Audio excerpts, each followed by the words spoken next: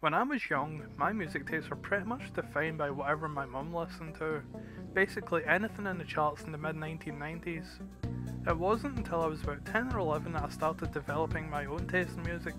Basically, anyone on music shows with gelled up spiky hair, rock enough to have an edge, but pop enough to be accessible, like The Offspring, Sum 41, Good Charlotte, Green Day, and the likes.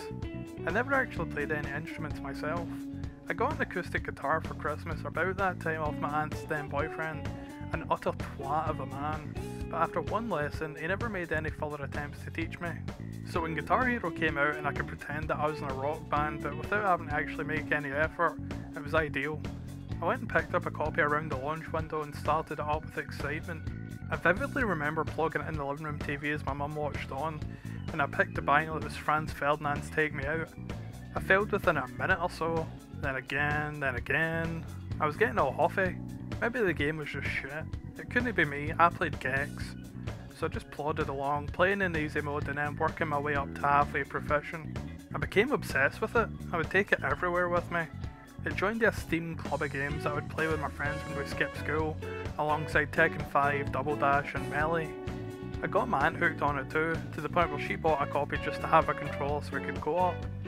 We would eventually take the hard steps up to medium, hard and eventually expert. Moving your hand an inch is pretty crazy stuff. When Rock Band got announced, I was insanely excited. I saved up my money and imported the whole set from America since there was going to be a year-long gap for Europe's release. Little did I know that the disc was going to be region locked. I got pretty trolled in that, all things considered. Thankfully all the instruments were just USB so they would be ready for the power release of the game itself. Whenever my family went away and I was house sitting, my friends would always just move in for a week and spend it pissed out of their box.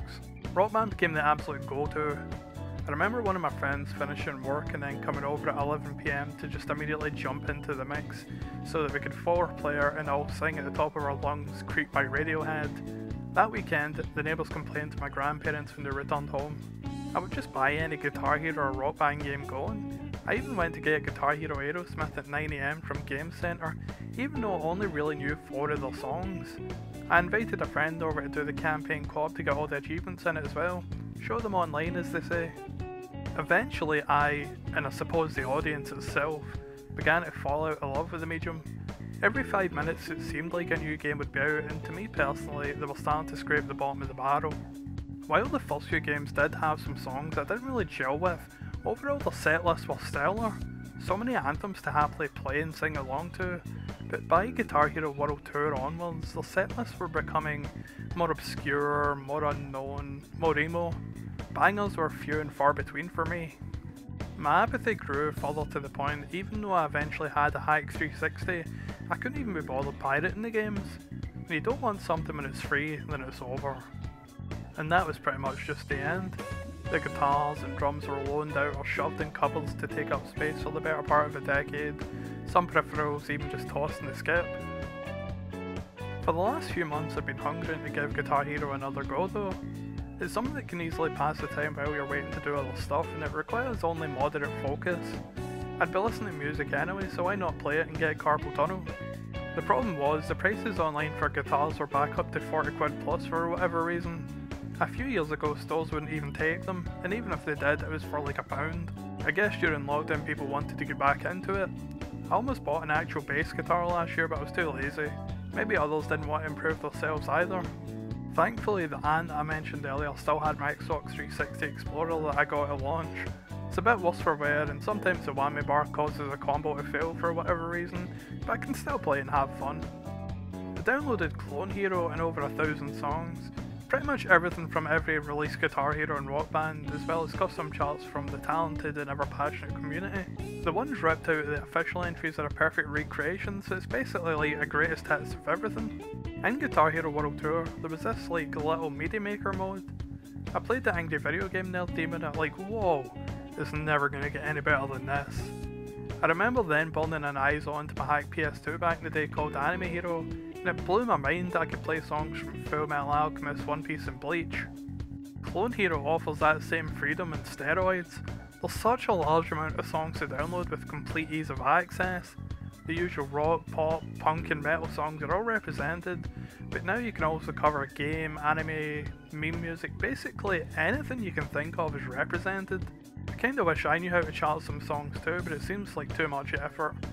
It's honestly crazy how much you can customise it though. You can get the background videos from the old games to replicate them almost one for one, as well as toggling other settings like score bonuses, lyrics and whatever. One of my only issues is that the people who are still massively into Clone Hero and are charting are diehards that have probably never lost their intense love of the medium and only make their releases expert mode, cause oh boy do I suck again.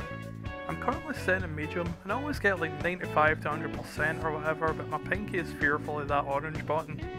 Every time I try to play one of those songs in expert, it feels like someone's holding a gun to my head and forcing me to play Beethoven's Ninth. I get 2 or 3 songs in and my hand's screaming at me to stop.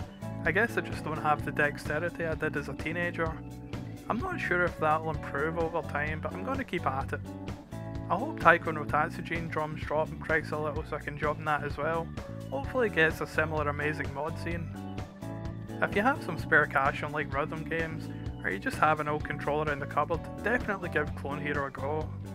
It's so easy to set up and have a massive library with every genre covered. Rhythm games just unlock that monkey brain, good time serotonin, and are the perfect time sink.